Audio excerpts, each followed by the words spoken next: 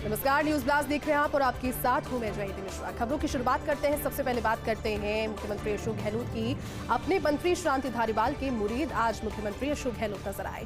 दरअसल अपने दौरे के दौरान शहर में विकास और सौंदर्यीकरण, पर्यटन और विकास कार्यों से अभिभूत मुख्यमंत्री अशोक गहलोत हुए कोटा पहुंचे थे और साथ ही बाढ़ के हालातों का जायजा उन्होंने लिया। कोटा, बूंदी और झालावाड़ का उनका दौरा था। हालांकि झालावाड़ का दौरा मौसम की वजह से रद्द किया गया, लेकिन विकास, सौंदर्यीकरण और पर्यटन जो कि कोटा में किया जा रहा है, विकास कार्यों से अभिभूत मुख्यमंत्री अशोक गहलोत नजर आए।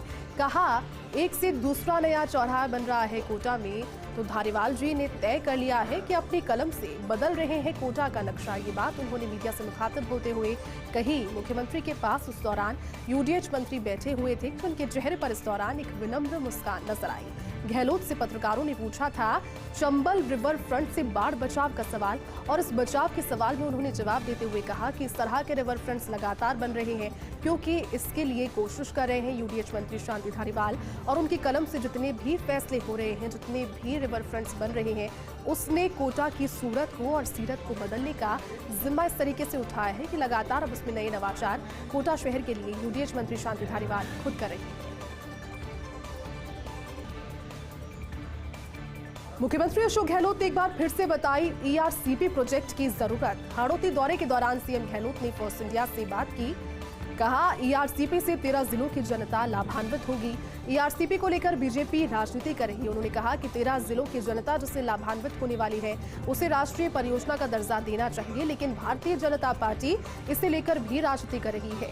अभी ये जो पानी जा रहा है ये सीधा समुद्र में जा रहा है। अगर ईआरसीपी होती तो ये पानी बर्बाद नहीं होता। उनका कहना था कि बारिश और तेज बारिश के बाद जो बाढ़ जैसी स्थितियां बनी, उसके बाद पानी सीधा समंदर में जा रहा है, लेकिन अगर ईआरसीपी योजना होती तो ये पानी बर्बाद नहीं होता, इसे संग्रहित करके रखा जा सकता था। प्रशासन, सेना और एसडीआरएफ साथ ही एनडीआरएफ ने अच्छा काम किया, ये भी मुख्यमंत्री अशोक गहलोत ने कहा कि अब तक 4000 लोगों को रेस्क्यू किया जा चुका है। सुरक्षित स्थानों पर बाढ़ के प्रभाव से जो लोग परेशान थे उन्हें सुरक्षित स्थानों पर पहुंचाने का कार्य किया गया है। ईआरसीपी प्रोजेक्ट तैयार होते ही हाड़ौती में बाढ़ की समस्या से निजात भी मिलेगी, यानी कि आने वाले सालों में अगर ईआरसीपी प्रोजेक्ट जल्द से जल्द जिस तरह से तैयार होगा, एक मूर्त रूप लेगा, हाड़ौती में बाढ़ की समस्या से निजात इससे मिलेगी। जल शक्ति मंत्री भी राजस्थान से हैं, लेकिन राष्ट्रीय परियोजना घोषित नहीं करा पाए, लेकिन ये तंज भी मुख्यमंत्री अशोक गहलोत ने आज कसा। उन्होंने कहा कि जल शक्ति मंत्री खुद राजस्थान से आते हैं, लेकिन राष्ट्रीय परियोजना ईआरसीपी को अब तक घोषित नहीं करा पाए।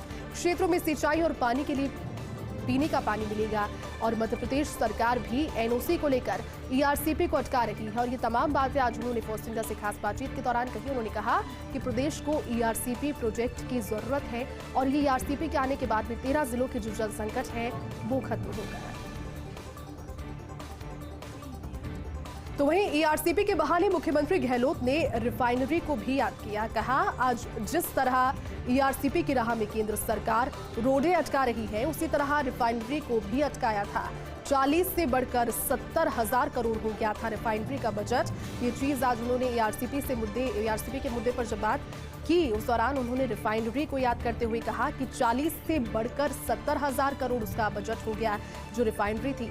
अभी तो ईआरसीपी केवल 40,000 करोड़ के आसपास का प्रोजेक्ट है। मैंने वित्तीय चुनौतियों के बावजूद ईआरसीपी के लिए 9,000 करोड़ का प्रावधान रखा है। उन्होंने कहा कि राज्य की ओर से ये प्रावधान रखा गया है 9,000 करोड़ का, लेकिन अतिरिक्त जो राशि चाहिए वो केंद्र से उसकी दरकार है। लेकिन अगर केंद्र सरकार इस दरकार को पूरा नहीं करती, अगर इस मांग को पूरा नहीं करती, तो प्रदेश सरकार तो प्रतिबद्ध है ही ईआरसीपी को जनता को सपोर्ट करने के लिए, लेकिन हो सकता है कि उस प्रोसेस में कुछ ज्यादा समय लग जाए, साल ज्यादा लग जाए।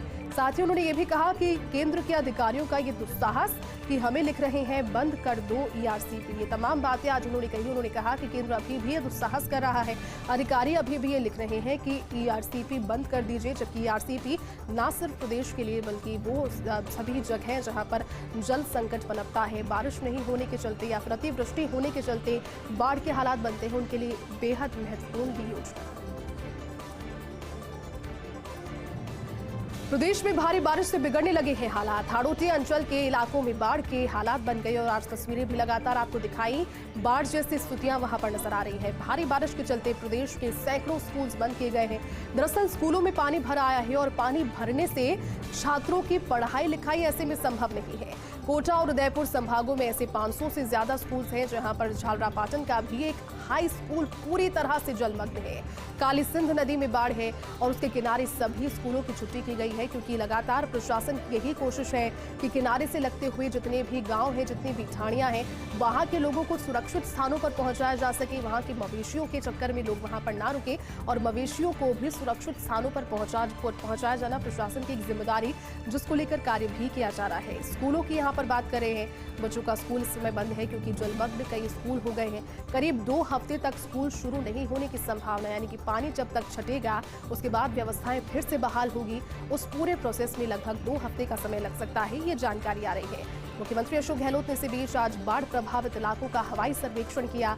मौसम खराब होने की वजह से सीएम का कवाई और झालावाड़ दौरा निरस्त हालांकि हुआ, क्योंकि उसके बाद में झालावाड़ जाने वाले थे। अंता से झालावाड़ के लिए निकलना उन्हें था, लेकिन इसी बीच हवाई सर्वे से पहले मौसम वहां पर खराब हो गया। बारिश लगातार हो रही थी, तस्वीरें आपको भी दिखाई, तो उसको लेकर के मौसम खराब होने की स्थिति में कवाई और झालावाड़ का दौरा उन्होंने निरस्त किया। लेकिन मौखिक तौर पर जो अधिकारी वहां पर मौजूद थे, उनसे समस्त जानकारी मुख्यमंत्री अशोक गहलोत ने जुटाई। मुख्यमंत्री अशोक गहलोत का बड़ा फैसला। राजस्थान रोडवेज की बोर्ड बैठक में मुख्यमंत्री अशोक गहलोत ने ये बड़ा फैसला लिया। कार्मिक के विरुद्ध विभागीय न्यायिक प्रकरण विचाराधीन या फिर प्रक्रियाधीन होने पर भी उसे ग्रेच्युटी मिलेगी, यानी कि 50% प्रोविजनल ग्रेच्युटी का भुगतान उसे किया ही जाएगा। दोनों सूरत में अभी तक निगम के कर्मचारियों के विरुद्ध विभागीय, साथ ही न्यायिक प्रकरण विचाराधीन और प्रक्रियाधीन होने पर ग्रेच्युटी का भुगतान निर्णय होने तक नहीं किया जा रहा था।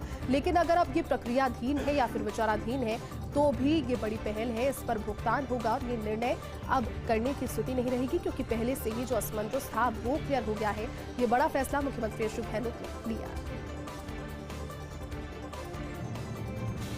तो बात कर लेते हैं किस तरह से एक उड़ते विमान में आज यात्री को अटैक आ गया। दरअसल एयर इंडिया की फ्लाइट AI 645 में यात्री को यह अटैक आया। मुंबई से जोधपुर जा रही थी फ्लाइट। जोधपुर लैंडिंग से पहले यात्री की तबीयत नासाज हो गई और उसके चलते जयपुर में इस विमान की इमरजेंसी लैंडिंग कराई गई। जैसे ही जानकारी मिली क्रू को कि एक यात्री जिनकी तबीयत खराब हो रही है, कुछ अनकंफर्टेबल फीलिंग होने की उन्होंने यहाँ पर बात जैसे ही क्रू को कही, जयपुर में तुरंत उस विमान की इमरजेंसी लैंडिंग कराई गई। यात्री के साथ उसके 2 अन्य साथी भी मौजूद थे और तीनों लोगों को विमान से उतारकर अस्पताल तुरंत वहां से भेजा गया। उसके बाद में फ्लाइट फिर से रवाना हो गई। जोधपुर के लिए फ्लाइट फिर से वहां रवाना हुई और विमान में कुल 90 यात्री उस समय मुंबई से जोधपुर की यात्रा कर रहे थे, लेकिन सभी सकुशल थे, ये राहत की बात। और जिस यात्री की तबीयत खराब थी उन्हें भी तुरंत जो चिकित्सकीय सेवाएं हैं उनके दरकार को देखते हुए जयपुर में इमरजेंसी लैंडिंग के बाद में तुरंत अस्पताल भेज दिया गया। सरकार ने दिखाई है इच्छा शक्ति और खनन माफिया की अब छुट्टी। जी हां, कार्रवाई की सख्ती का आलम यह है कि भाग खड़ा हुआ है माफिया। लगातार कार्रवाइयां जिस तरह से हो रही है, सख्ती का दायरा बड़ा है। आलम अब ये हो गया है कि खनन माफिया अब भागने के लिए मजबूर है। कार्रवाई की गति इतनी तेज कि संभल ही नहीं पा रहे हैं माफिया, यानी कि इस चीज का शायद इल्म उन्हें नहीं था कि जो गति कार्य की होगी, कार्रवाइयों की होगी, वो इतनी तेज होगी कि इसके बाद भी माफिया संभल भी नहीं पाएंगे, वो मौका तक उन्हें नहीं मिलेगा।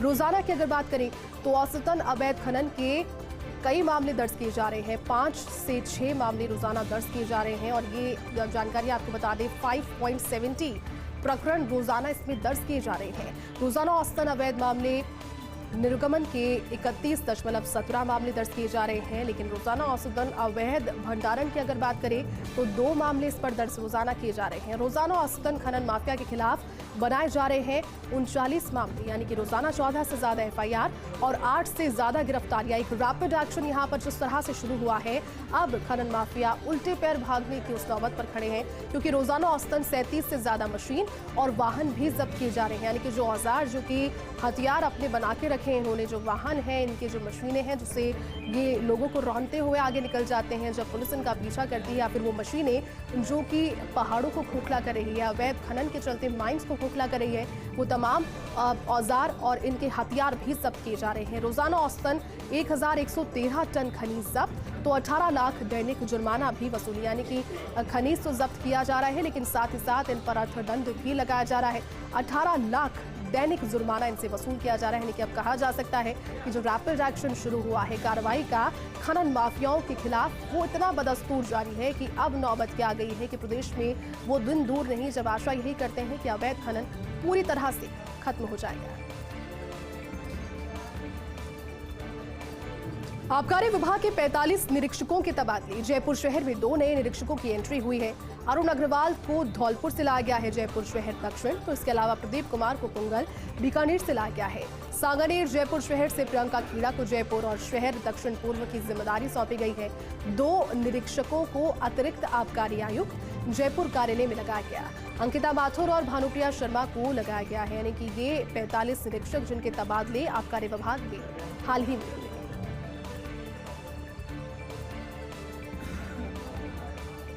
जयपुर में अब जहां चाहिए पब्लिक ट्रांसपोर्ट पाइए। जयपुर में जल्द शुरू होंगे पब्लिक ट्रांसपोर्ट के लिए 30 नए मार्ग। जी हाँ, ये एक खुशी की बात, क्योंकि अब जहां आप चाहते हैं वहां से अगर आपको पब्लिक ट्रांसपोर्टेशन की सुविधा मिल पाएगी तो आवागमन तो यहां पर लोगों के लिए सुचारू होगा ही, लेकिन आसानी भी लोगों को एक जगह से दूसरी जगह पर ट्रैवल करने में होगी। आरटीओ राजेश वर्मा और उनकी टीम ने इस नए मार्ग के चयन का काम पूरा किया है और फर्स्ट इंडिया पर सबसे पहले आप देखिए जयपुर में नए प्रस्तावित मार्गों की सूची। इस मार्ग की दूरी कुल 12 किलोमीटर है। ये 30 वाहनों का स्कोप है। कनकपुरा रेलवे स्टेशन से भांकरोटा प्रस्तावित ये मार्ग करीब 10 किलोमीटर का है और यहाँ 40 वाहन चलने का स्कोप है। इसके अलावा एसकेआईटी कॉलेज से नेवटा प्रस्तावित इस मार्ग की कुल दूरी है 27 किलोमीटर और यहाँ 50 वाहन चल सकते हैं, यानी कि कॉलेजेस की दूरी भी कम हो पाएगी। जो बच्चे वहाँ पर अध्ययनरत हैं उन्हें एक साधन मिल पाएगा। 50 वाहन एसकेआईटी कॉलेज के 27 किलोमीटर के दायरे में। इसके अलावा सांगनेर पुलिस थाने से सिरोली प्रस्तावित ये मार्ग है कुल 18 किलोमीटर का, जहाँ 40 वाहन चल सकते हैं, यानी कि स्कोप है 40 वाहनों का। तो फर्स्ट इंडिया के जरिए सबसे पहले आपको बता रहे हैं जयपुर में अब जहां चाहेंगे वहां पब्लिक ट्रांसपोर्ट पाएंगे और ये एक नवाचार और ये कोशिश अब शुरू हो गई है। बात करेंगे लंपी स्किन डिजीज के, जिसको लेकर पशुपालन विभाग गंभीर है।